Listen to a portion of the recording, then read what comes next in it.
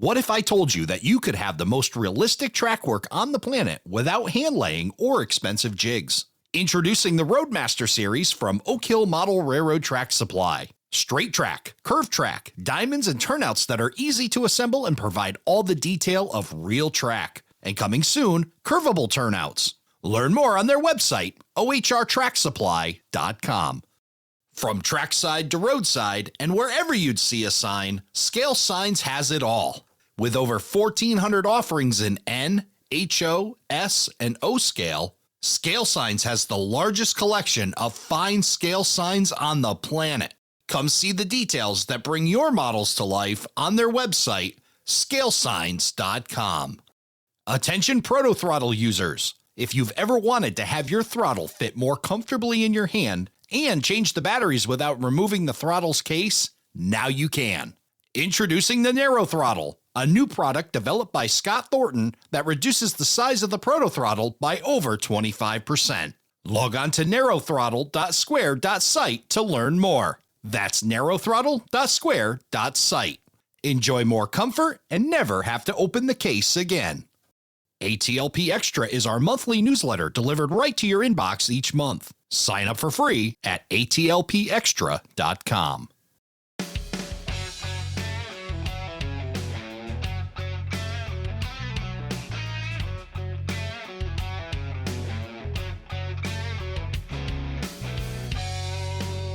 Hello, everybody, and welcome to Around the Layout, where model railroaders come to tell their story. My name is Ray Arnott.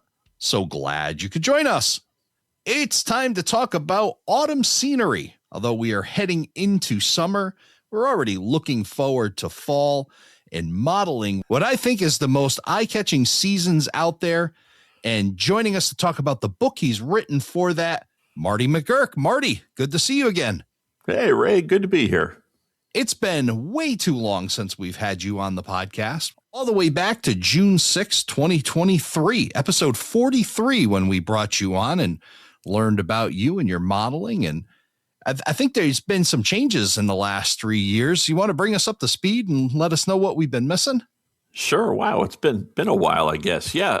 I think when we met last time, I was just finished with most of the mechanics of the layout downstairs. And that's the layout that I have that's based on the Central Vermont Railway's Richford branch, HO scale layout. And at this point, I'm well into most of what I'd call the general open country scenery is done. And a lot of that is captured in the book we're going to talk about. And also, I'm well into building the structures through most of the towns along the line. So that's really what I've been spending a lot of time doing is scratch building buildings. When I got this new book that you've written modeling autumn scenery, there was also a sticker in there that said Southern New England. What are you up to, Marty? So the Southern New England Railway is my prototype freelance railroad. It's the name of the railroad I've always used. Every time I try to get away from it, and a couple of times I've tried to say that I'm just modeling the Central Vermont and not doing this prototype freelance thing, and everybody keeps calling the layout the Southern New England. All my friends refer to it affectionately as the SNE, and so I've just decided to stop fighting against the tide here and just go with it. So we call the layout the Southern New England. It is it's like I said, a prototype freelance railroad inspired by the famed Titanic Railroad of New England railroad lore. And that was the railroad, obviously. Some folks may not be familiar with it, but it was a railroad that was proposed between Palmer, Massachusetts, just outside Springfield, for those of you who don't know, we're the site of the massive Springfield train show, and between Palmer and Providence, Rhode Island. And it was started construction in the early years of the 20th century, and the gentleman behind it went over to England to raise money for that and other construction projects. And he and his wife decided it would be a great idea to take this brand new cruise ship home called the Titanic. And his wife made it. He didn't. And so the railroad kind of sank with him. It stood around for a little while and through some fits and starts over about 10-year period. And really, essentially, World War I kind of put the final nail in the coffin of that. that planned construction. So what I do is I theorized a number of years ago when I dreamt this railroad up that the Southern New England had been completed, and so I have a prototype freelance railroad that would have been a subsidiary of the Central Vermont, like the real one was going to be, and so that's where we get the inspiration for the sticker, like you have, looks suspiciously like a Canadian National or Grand Trunk or Central Vermont Square Herald, like they used to use on their steam locomotives and structures, and the paint scheme is very much inspired by the CV paint schemes, the styles of locomotives. The nice part about it is if I have something that would be a stand-in otherwise, say a Broadway Limited 282 or a Bachmann 280 that I want to use as a road engine on my model railroad and not use one of my very, very expensive and very rare Central Vermont brass engines, I letter them Southern New England and number them in gaps in the Central Vermont's roster. So they end up as being Southern New England Railroad engines as opposed to Central Vermont engines. Yeah, bringing a little bit of plausibility to all of that by making it work within the Central Vermont network, right? Exactly. And the engines that are legitimately CV engines get Central Vermont lettering because for some reason I can't bring myself to put a fake road name on a accurate Central Vermont brass model. And just the same, I can't really bring myself to put a Central Vermont road name on an inaccurate plastic road model. So I think it's wildly fascinating, the idea of doing the what if the money didn't sink on the Titanic, if this thing was completed, how this would be. And you've been able to do that with your model railroad. But it's also fascinating that this railroad didn't survive, but there are so many ghosts of it throughout New England, bridge abutments that never saw bridges, and just these areas that you can tell they were working on this line and it was never completed. It's a fun trip to go out there and find all those artifacts. yeah, my understanding is there's actually a bike trail across most of some part of the right of way now. I don't know that there is. I thought I saw a video on YouTube about it one time, but but you can see if you look across some, a field, you can see a raised piece of ground in there that was, where they had built up the embankments and stuff to put the track on there. There was going to be very, very few grade crossings on that railroad. There was going to be was a lot of, like you said, bridges and abutments and raised right of way, mostly to avoid like having to cross over existing rail lines that were there already or roads. And so it was really fascinating. And the other cool part about this, my particular prototype freelance railroad, is I actually have a legitimate history book that's been written about it. And so there was a guy, Larry Lowenthal, who did an extensive research into the Southern New England and the whole history behind the thing. And I gave a very, very brief summary of the history and the story of the Titanic, but it's much more complicated than that. It involves, Morgan and Mellon and all those great rail barons of old, and the New Haven, and the New York, New Haven and Hartford and all that stuff. And if anybody's really into railroad history, you could find that book and give it a read. It's pretty interesting. Awesome stuff. And so you talk about your layout that you have now modeled the Southern New England and been able to bring that railroad forward, even in fantasy. But let's talk about some of the selection of the things that you decided to do on that railroad. Obviously, the one key tonight is the choice of doing the autumn season. Talk about your choice to model autumn. Well, I don't know that it's not a situation where I sat down one day and said, in the last 5 years and said, okay, I'm going to set this layout in the autumn. I've always set my layouts in the autumn. I don't know why. I got my original inspiration to do it from a couple of authors that did a lot of publishing and writing in Railroad Model Craftsman and Model Railroader back when I was actually a teenager. And one of them was a gentleman named Les Jordan, and he had a number of dioramas that were sent in Pennsylvania, narrow gauge country, in the late 1800s and early 1900s. That was kind of the theme he was modeling, and he modeled fall scenery, and I thought it was really interesting the way that it gave a totally different look to the layout, and I found it very appealing. Of course, growing up in New England, I love the fall, I love the autumn, and the trees and the colors and just the feeling of fall. Everything from hot apple cider to just the crisp air in the mornings and the evenings, and the nice warm sunny afternoons. And so when I started building scenery on my very first layout, and I have pictures, and they're terrible photographs, but I have pictures of my first layout, and it had fall trees on it. Now they were terrible fall trees, but I was trying, and pretty much every layout I've ever been built since has been set in autumn scenery. Talk about the process of learning to do autumn scenery for yourself and what helped you get better. You mentioned that some of this early on work is not your best. How did you get better? What was the steps? What was the process? Well, the process is when I started thinking about it more in line of color and tones than just, individual trees, I guess is what it probably is the best way to describe it. When you look at the fall landscape, you have to look at it in terms of the overall color tone.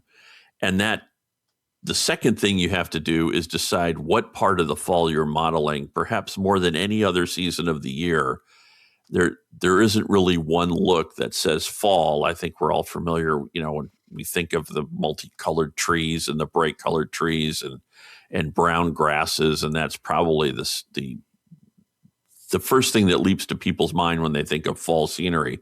But really, it goes all the way from green and just basically summer, all the way to winter and snow-covered ground, and it's kind of everything in between.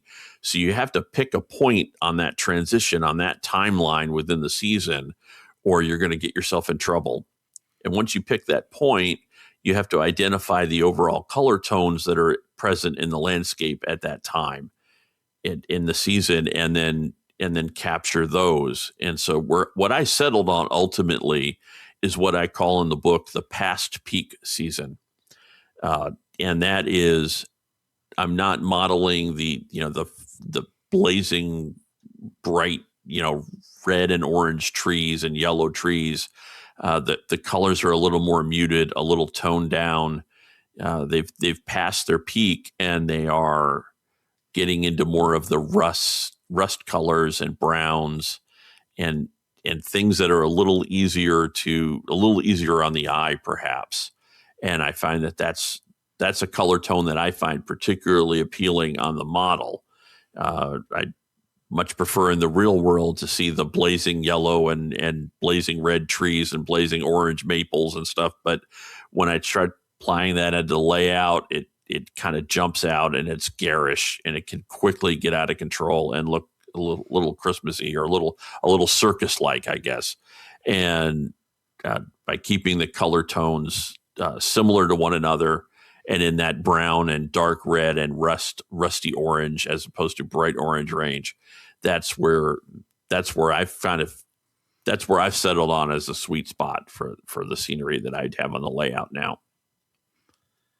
I can attest, as someone who lives in southern New England still and has my entire life, that the fall season is a multitude of different levels, and they move quick. I mean, very quick. In fact, if you want to capture your colors and get out there and take photos, you better do it now, because either it's going to change before you know it, or a windstorm's going to come in and it's going to institute that change. And there's been multitudes of times where I'm like, I want to go shoot some backdrop photos of autumn colors. I'll wait till next weekend. Next weekend will be better. And then during the week, a massive windstorm came in, and now it looks completely different from the last weekend. Oh, I've had many, many, many times we would go up to Vermont, and I was, checking into the hotel late afternoon and going, the colors look wonderful. This is going to be a great day of rail fanning tomorrow. And then you're sitting in the hotel room or laying in bed in the hotel room that night and you hear the wind hitting the windows. Go, well, I guess we're going to be taking a lot of pictures of leafless trees tomorrow. So. Yeah. Yeah, what they call it, like I guess they affectionately call stick season, right? When it starts, right. When all those leaves go away, and now your backdrops are all sticks in the background. Yeah. Well, I seriously considered modeling the stick season, the leafless season, and what my good friend Paul Dolkus used to call modeling the November scene, and part of it was his was the first layout I ever saw where somebody tried to do that on a layout scale, in other words, in a full layout as opposed to just a diorama that I ever personally saw, and he did a magnificent job of it with his Boston and Maine layout. And I ultimately chose not to do that because I didn't think that I was good enough to do it. And frankly, I think modeling leafless trees is one of the hardest things to do. I'm amazed when I see like what Mike Confalone has managed to accomplish with his layout. But and then again, the full color trees are are their own set of challenges. And so that's where I kind of settled on where I am. And there's actually a table. I summarized all this in a table in the book on what the kind of the key spotting features for each of these phases of autumn scenery, to look for and to maybe consider capturing if you want to capture those. You said that you're not exactly sure why you decided to model autumn. Are you exactly sure why you decided to write a book about it? Yeah, I am actually. I get the most frequent question I get from people that when they come see the layout or if they see photos of the layout on Facebook or on the blog or whatever is always been, how did you do the trees? And so this kind of started with, I thought, well, I don't know how to explain that other than, I explained it to them many, many times, different people. And the whole idea of each tree is multicolored. Each tree is multicolored within the same color family. Each tree has an element of shadow and highlights to it. And that's kind of the starting point. But the book seemed to kind of be the logical way to kind of pull all that together and consider other things too, like the background and the grasses and other stuff. I actually started the book. The original idea was going to be a book just on modeling steam era branch line railroads. And that's why it was, it kind of started there as the original idea behind it.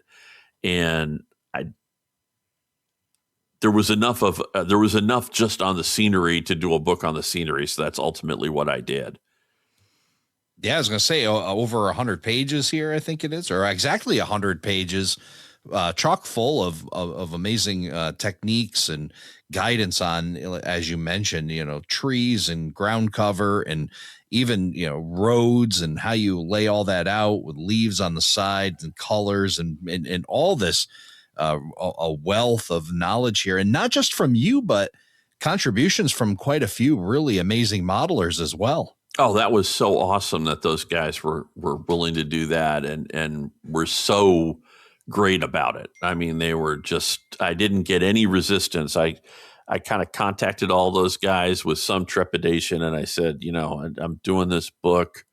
I really love your stuff. And if you think about it, or if you look at it as the guys I went to contribute model autumn, but they model those different phases of autumn. And that's kind of how I started. I said, I need to find somebody who models like high peak color or more peak color than I do. And and that's when I hit on Tom Johnson and Tom is just awesome. I mean, Tom's just a great guy and his layout's spectacular and his photos of the layout are wonderful. Then I asked Chris Adams, I said, you model very early autumn, can I get some photos from you?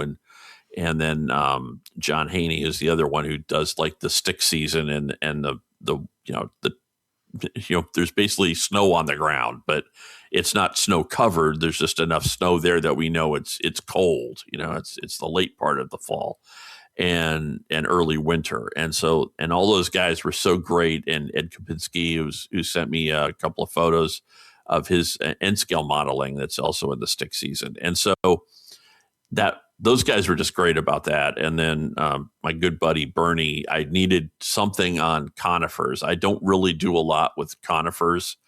And when she was going through the book, my wife, who edited the book and was, by the way, brutal about it, she really made it much, much better. But she was, we almost, I almost slept on the couch a few nights, that one.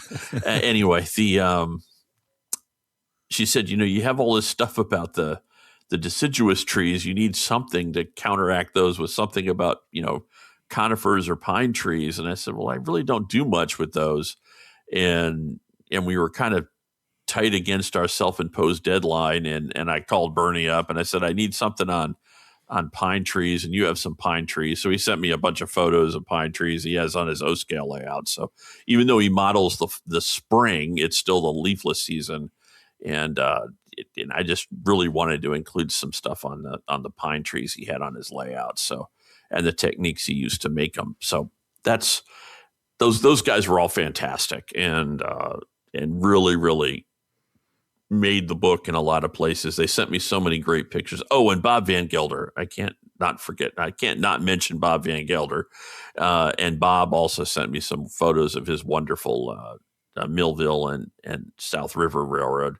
And so all those really, really contributed to it to the certain point that my original plan was to just intersperse those photos just in a couple of places in the book. And I ended up just making, a couple of pages of just inspiration, as what we called them. We just put a little banner on them saying inspiration. And they're just nice pictures to look at. They're just pretty pictures to look at. The whole collaboration process must have made it really enjoyable for you to be able to connect with all these friends that you've made but bring this together and work on a single project together. Must have been a lot of fun. Yeah. Well, it like I said, it lent some additional, depth to the book because it's showing different phases of fall that I don't model. It saved me having to try to model them all myself, which was a great thing. And it also let people see some, the techniques our techniques are different, but they're not totally dissimilar. We all use a lot of the same products, or a lot of the same materials, and just to see them, how people apply them differently. Like I do my static grass, for example, with a static grass gun. The big grass fields I have or pastures on my layout are all done with static grass guns. Tom Johnson uses the foliage nets to do that, like the grass mats, that are made by primarily German companies, but they kind of tease them out and stretch them out and lay them down on the ground. I don't think Tom has a static grass gun. He might, but he certainly doesn't use it that much. And so it's, kind of the same results with very different effects. Yeah, there's really no right answer, is there? No, not really. I think you just have to find a technique that it's like any other kind of modeling. You'd find a technique that works for you. And so the techniques I outline in the book are techniques that work for me. I don't claim that they're the only way to do anything. And we focused really on the landscape techniques. There's a little bit on, building landforms and hills and that kind of stuff, but there's not really this isn't really a scenery book from the perspective of, if you've never built scenery before, you're not going to learn everything there is to building scenery from this book. On the other hand, if you want to really take your scenery to the next level, I think you'll find a lot of useful techniques in here. Even if you don't model the autumn, if you model any season, I hope that you'll find some useful stuff in here.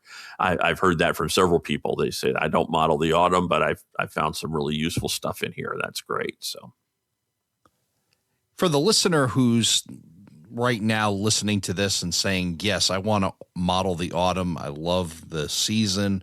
I love the color. I love everything. What would be your advice for them to get started? Well, this is probably going to kind of come across the wrong way, but my first advice would probably be go take a look at the aisle in the hobby shop where the Woodland Scenics fall colors are, and if you want to use those, great, but be prepared to get a bunch more fall colors. What I found is that you really have to have more variety than you think you're going to need to effectively model fall, and it doesn't have to be a lot of different colors. You need different tones of the same color, and so and sometimes you have to expand your thinking beyond the things that are packaged as quote unquote foliage or leaf material or tree material.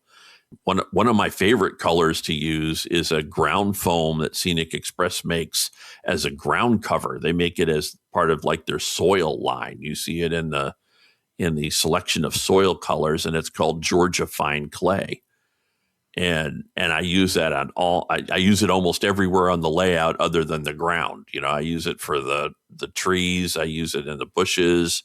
I use it, I'll spread across some of the foliage net or polyfiber, and I'll dab some matte medium on it, and I'll sprinkle some Georgia Fine Clay on it, and it looks like plants that have gone to seed and are just at the side of the tracks or side of the road. So you have to really expand your thought beyond just the package of orange tree, orange leaves or maple leaves or something like that. Well, that's certainly some great advice. And I know the book also has a lot of suggested products. I'm looking right now, and there's a list of static grasses and colors and a lot of suggestions and guidance within this book.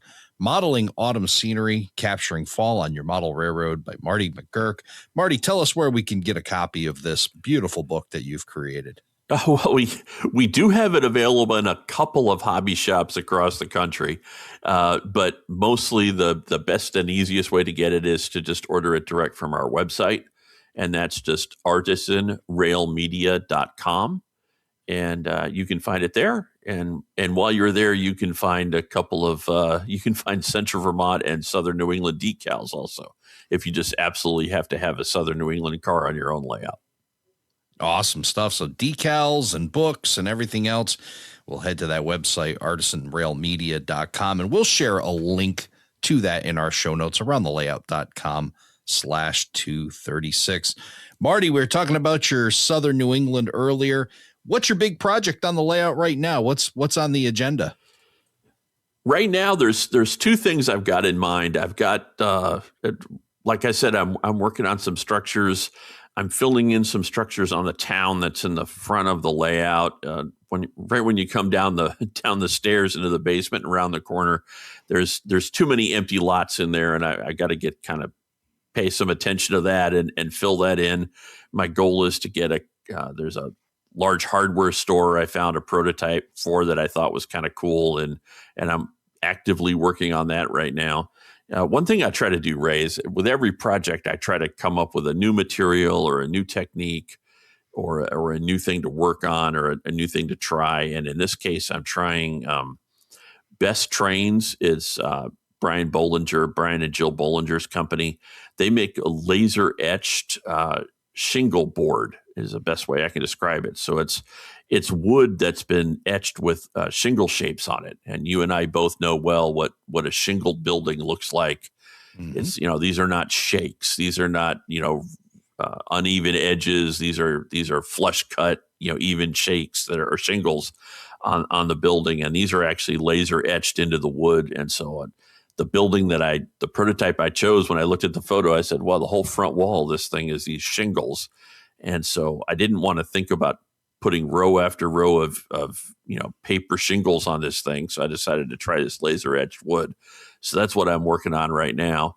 And the second project is if there's a flaw in my layout right now or a limitation, I don't have enough staging on one end of the layout. And so I'm thinking about popping through the wall into the back room and putting a staging yard back there that will at least get it so that the staging yard is something I can walk right up to and stand in front of, as opposed to reaching over a line of trees and getting to my staging tracks. So those are the kind of two big things that are going on right now here. Is a layout ever done, Marty? I don't know that a layout's ever done. I think they reach a point where it's perhaps best to start over again.